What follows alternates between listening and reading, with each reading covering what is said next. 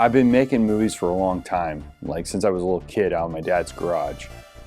And I was making movies even before I had a camera. I didn't have a camera.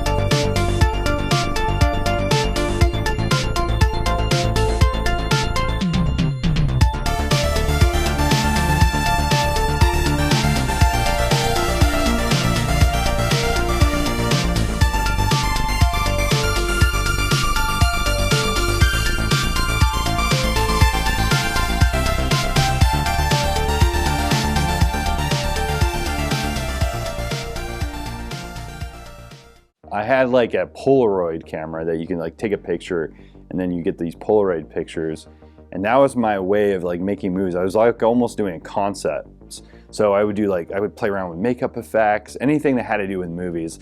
I would watch a show on Discovery Channel called Movie Magic, and it would tell you like how they did things behind the scenes, and they would be on set. And that was like, because there was no YouTube, no internet that had videos like that on there. So I would have to watch these on TV, and every time I watched that, I would just absorb it. I would actually run to my bedroom, grab a VHS tape, put it in the VCR and record it and watch that show and totally ingest all the information I could so I can become a filmmaker and make movies. And I was really more interested in the acting part, but to get into the acting part, I had to know how to make a movie so I can act in a film.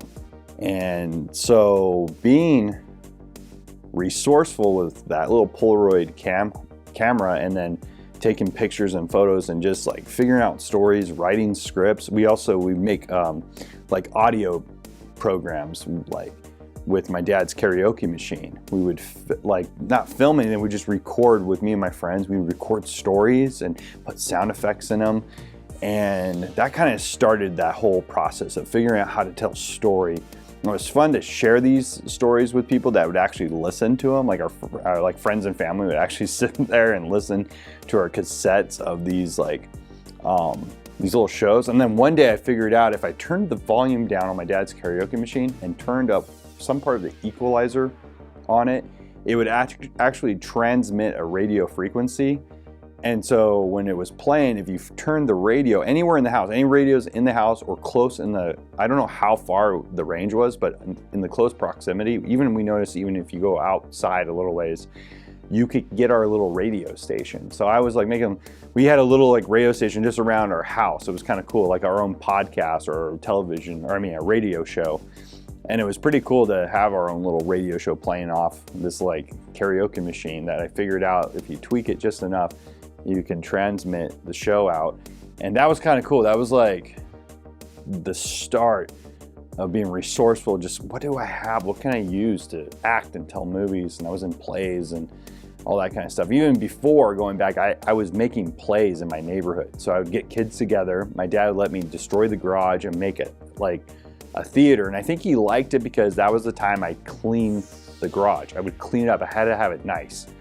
It would be a garage one day, and then the next day it'd be a theater with curtains, and I'd use our bed sheets and string them up, and I'd get kids involved and I'd give them parts, and we did it always around like Halloween.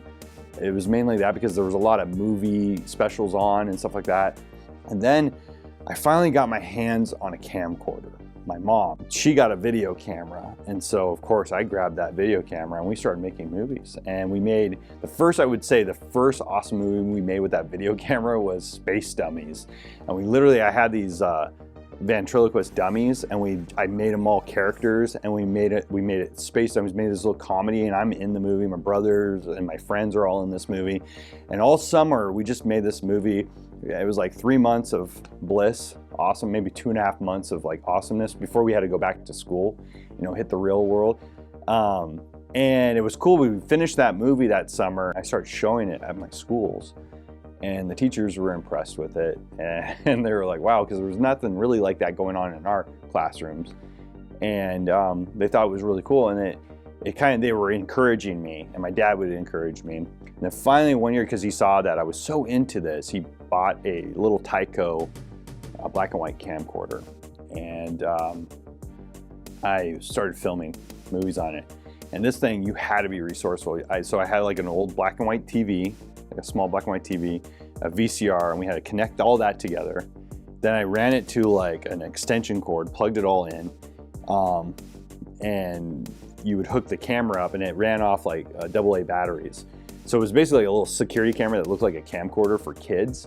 And so I started making movies with my friends and my brother. And we made a movie. The next film, after we were like making films and making little short things, I was like, okay, I want to make a movie. Let's make a film. So we filmed this movie called GR, Genetic Regeneration. And I made a scene. I actually filmed the first scene, which is me playing the mad scientist. And it's like totally like Frankenstein. I think at the time I watched, it was Robert De Niro's film, Mary Shelley's Frankenstein, and he plays the monster, the creature in there.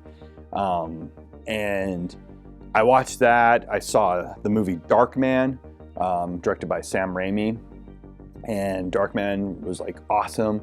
And there's a lot of other movies that kind of influenced me. And I was into comic books, so I was like reading about like Wolverine. I was watching that cartoon X-Men show, and I was reading all the comic books like Marvel and like X-Men. So Wolverine, how he heals really fast, and the Hulk, how it has the same kind of healing properties and all that kind of stuff.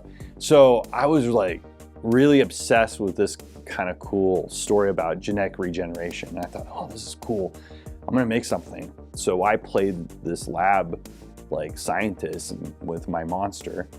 I shot this thing, put it all together. I think I used my dad's blender from the kitchen, so I can get like, I noticed if I backlit the blender like with a light, and then I put water in it and just turned it on, it would like bubble and stuff, just like a lab apparatus, So had the blender going. I filmed the scene with the monster and all that, and the monster escapes, and that was the end of the scene. So then I show it to my brother, and my brother Chad, and he was like, this is cool, it's kind of scary. Like, that's what he said at the time, when we were making it. He goes, this is like, he was like, this is cool. And so he's like, hey, show Trevor, my friend Trevor. So Trevor comes in and he watches, and he's like, oh my gosh. And then one day, I just remember one day, they were like, hey, Christian, get that video after school. And there was a bunch of kids, all these skater kids in our house in the living room. And I had like my first audience where I didn't really know everybody. It was like everybody that Trevor knew and Chad knew, but I kind of like knew them by acquaintance, and some of them I didn't know because they were friends with the other guys. And so it was the first time I had like a true audience, just like in school, it was my true audience, but this was like a new audience. And so I put in the VHS, I hit play. I'm so embarrassed because I don't know these guys, and I play it and it gets quiet, and they're watching this scene that I only have made of me as a mad scientist, and the monster escapes. And then it kind of cuts out, I stop it, and they're quiet, and one of the kids goes, I didn't know you made movies. That is so cool. He goes, I want to be in that movie. And then all of them were excited, and I was like, and then I was excited, and I was like, okay, I'm gonna make a movie. And we ended up finishing that film with Trevor and my brother and some of those guys, and even some of my close friends that I'm still friends with today. And you can watch this all on YouTube now. And that's when I started going, okay, I really like this. I started having like some kind of purpose, a sense of purpose. Doing this like film gave me confidence, gave me purpose. I knew I was good at something, and I knew it was exciting other people just like it excited me.